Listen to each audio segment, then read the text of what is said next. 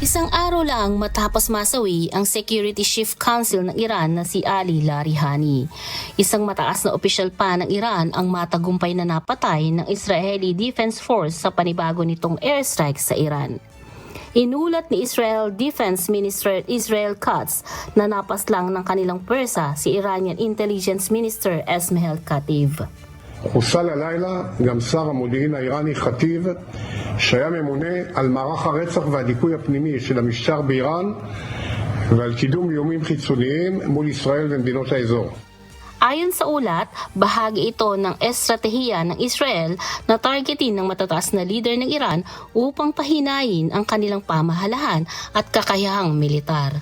Kinumpirma ng Iranian President na si Masoud Pezeshkian ang pagkamatay ni Kativ kasabay ng pagdadalamhati sa sunod-sunod na pagkawala ng kanilang mga opisyal.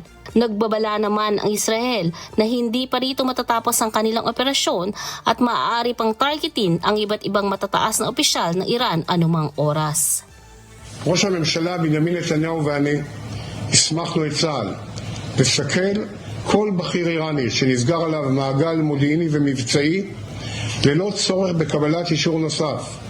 נמשיך לסכל ולצוד את כולם. Sa kabila ng sunod-sunod na pag-atake at pagganti ng Iran, walang nakikitang senyales ng de-escalation ang magkabilang panig.